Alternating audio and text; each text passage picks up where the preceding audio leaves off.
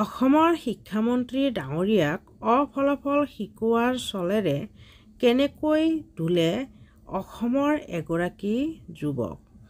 প্ৰথমতে চাওক, শিক্ষামন্ত্ৰীয়ে এজন শিক্ষকক কেনেকৈ আকাৰ-ইকাৰ শিকালে আৰু তাৰ পিছতে চাব অসমৰ যুৱকগৰাকীয়ে শিক্ষামন্ত্ৰীক উদ্দেশ্যি কি ক'লে। অসমীয়া ভাষাত একাৰ কেইটা? একাৰ দুডাল। দুইটাৰটো বেলেগ বস্তু, একাৰটো বেলেগ বস্তু। মই বুজি আছো একাৰ, আপুনি বুজি আছো একাৰ। মই কৈছো একাৰ কেইটা। শিক্ষকক পাঠ ল'লে শিক্ষামন্ত্ৰী ডাক্তৰ অনুজ পেগুৱে। এটা শব্দৰ আৰম্ভণিত একাৰডাল দিয়ে, তাত মাত্ৰাটো ইউজ নহয়। একাৰডাল যদি শব্দৰ মাজত থাকে তেতিয়া তাত মাত্ৰাটো লাগে। এতিয়া কোঁৱৰণি ইয়াত একাৰডাল আৰম্ভ হৈছে, ইয়াত মাত্ৰা নাথাকে। এয়া শিৱসাগৰৰ ২ নং টাউন বালিকা প্ৰাথমিক বিদ্যালয়ৰ দৃশ্য। এডাল মাত্ৰা নথকা শব্দ যেতিয়া আৰম্ভণি হয় মাত্ৰা নাথাকে।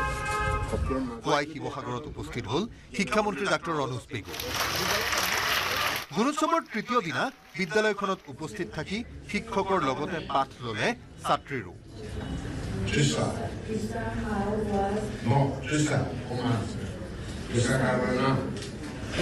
স্কুলত এনেকৈ মই যেনেকৈ পঢ়িব গৈছিলোঁ, ক্লাছত এনেকৈ পঢ়িব দিয়ে নিদিয়ে।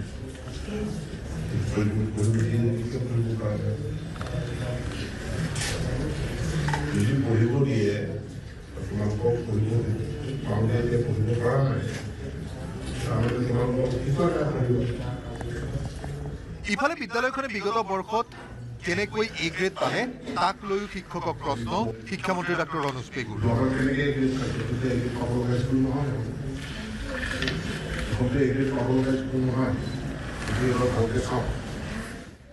উল্লেখ্য যে শিৱসাগৰ জিলাৰ মুঠ ১,২৪১খন বিদ্যালয়ত অনুষ্ঠিত হৈছে গুণোৎসৱ। ঘৰটোৰ আগত একাৰডাল মাত্ৰা আছে, এইটো ভুল।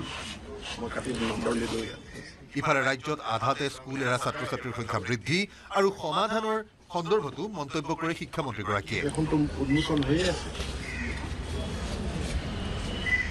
শিৱসাগৰ জিলাখনে একে লেঠাৰিয়ে তেওঁলোকে গুণোৎসৱত অসমৰ ভিতৰতে প্ৰথম স্থান অধিকাৰ কৰি আহিছে আৰু সেইটো মই ইয়াৰ পৰা কাৰণসমূহো বুজিবৰ কাৰণে চেষ্টা কৰিছোঁ যে কিয় শিৱসাগৰত ফলাফলটো ভাল হয়। শিক্ষাৰ যিসমূহ তথ্য যে নাম ভৰ্তি, কিমান ছাত্ৰ ছাত্ৰী আছে, আগতে কি হয় যে এনৰোলমেণ্ট বহুত ষ্টুডেণ্ট এনৰোলমেণ্ট কৰি ৰাখে, কিন্তু প্ৰকৃত অৰ্থত সিমান ছাত্ৰ ছাত্ৰী নাথাকে। চৰকাৰী বিদ্যালয়ত ছাত্ৰ ছাত্ৰীৰ সংখ্যা কমিছে, এই তথ্যটো শুদ্ধ নহয়।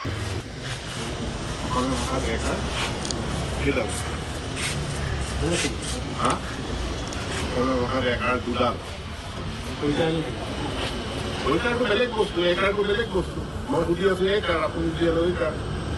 অনুজ পেগু ডাঙৰীয়া, আপুনি নিজে নিজক মানে অসমীয়া ভাষাৰ পণ্ডিত বুলি ভাবে নেকি?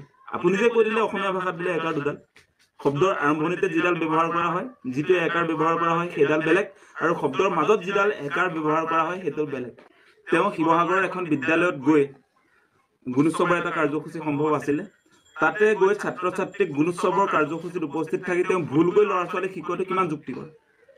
আপোনালোক সকলোৱে এটা কথা ভাবি চাওক, এগৰাকী অসমৰ দায়িত্বশীল শিক্ষামন্ত্ৰীয়ে গুণোৎসৱৰ কাৰ্যসূচীত অংশগ্ৰহণ কৰিবলৈ গৈ শিৱসাগৰৰ এখন বিদ্যালয়ত অসমীয়া ভাষাত একাৰ দুডাল বুলি ল'ৰা ছোৱালীক শিকোৱাটো কিমান যুক্তিকৰ সেই কথাটো আপোনালোক সকলোৱে বিবেচনা কৰি চাওক।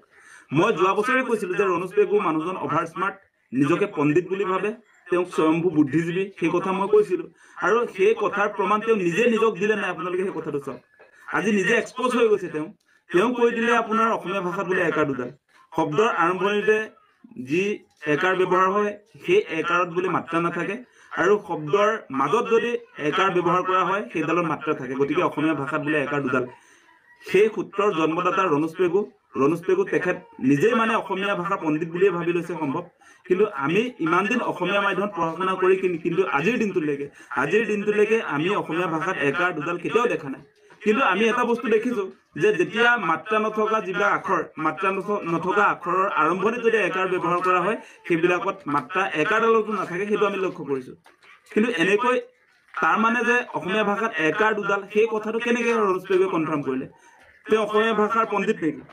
ৰণোজ পেগু আমি সুধিব খোজো ৰণোজ পেগু ডাঙৰীয়া আপুনি নিজে নিজক মানে অসমীয়া ভাষাৰ পণ্ডিত বুলি ভাবে নেকি আপুনি যে কৈ দিলে অসমীয়া ভাষাত বোলে একাৰ দুডাল শব্দৰ আৰম্ভণিতে যিডাল ব্যৱহাৰ কৰা হয় যিটো একাৰ ব্যৱহাৰ কৰা হয় সেইডাল বেলেগ আৰু শব্দৰ মাজত যিডাল একাৰ ব্যৱহাৰ কৰা হয় সেইটো বেলেগ এনেকুৱা কথা যে কৈ আছে আপুনি মানে নিজে পণ্ডিত আৰু অসমৰ মানুহবিলাক বুৰ্বক তেনেকেই ৰণোজ পেগু ডাঙৰীয়াই নিশ্চয় ভাবিছে সেইকাৰণে আপোনাৰ গুণোৎসৱৰ কাৰ্যসূচীত তাত আমি দেখিবলৈ পাইছোঁ যিখন বিদ্যালয়ত তেওঁ আচলতে ছাত্ৰ ছাত্ৰীক শিকাইছে যে অসমীয়া ভাষাত একাৰ দুডাল তাত থকা শিক্ষকজনক তেওঁ দম দি দিছে এক প্ৰকাৰে দম দি কৈছে অসমীয়া ভাষাত একাৰ দুডাল কম্পিউটাৰ কীবৰ্ড চাবলৈ কৈছে তাতো যদি চাই তেতিয়াহ'লে দেখিবলৈ পাব যে শব্দৰ আৰম্ভণিত ব্যৱহাৰ কৰা একাৰডাল বেলেগ আৰু শব্দৰ মাজত যিবিলাক একাৰ ব্যৱহাৰ হয় সেইডালো বোলে বেলেগ এনেকৈ তেওঁ আচলতে শিক্ষকজনকো গালি গালাজ কৰিছে ছাত্ৰ ছাত্ৰীকো শিকাইছে দম দি শিকাইছে মানে অসমীয়া ভাষাত বোলে একাৰ দুডাল মানে আপুনি পণ্ডিত আমি সব বুৰ্বক অসমীয়া ভাষা নজনা মানুহ সকলো আজি প্ৰথমবাৰৰ কাৰণে আমি ৰণোজ পেগুৰ মুখত এগৰাকী দায়িত্বশীল শিক্ষামন্ত্ৰী তেওঁ আজি আপোনাৰ বিভ্ৰান্ত কৰি অসমীয়া মানুহক অসমীয়া ভাষাত পঢ়া শুনা মানুহবিলাকক অসমীয়া ভাষা চৰ্চা কৰা মানুহবিলাকক বিভ্ৰান্ত কৰি দিছে যে ৰণোজ পেগুৰ কথাটো সঁচা বুলি বহুতে হয়তো ভাবিছিলে যে এই মানুহজন শিক্ষামন্ত্ৰী যিহেতু শিক্ষামন্ত্ৰী এগৰাকীয়ে কেতিয়াও নজনা কথাটো কেতিয়াও গুণোৎসৱৰ কাৰ্যসূচীত অংশগ্ৰহণ কৰি ছাত্ৰ ছাত্ৰীক যে শিকাব সেই কথাটো কোনেও ভাবিব নোৱাৰে গতিকে এটা কথা প্ৰমাণ হৈ গ'ল তেওঁ স্বয়ম্ভু বুদ্ধিজীৱী তেওঁ নিজকে পণ্ডিত বুলি ভাবে সেইকাৰণে এতিয়া আপোনাৰ অসমীয়া ভাষাত দুডাল একাৰ বুলি তেওঁ ইতিমধ্যে উদ্ভাৱন কৰিছে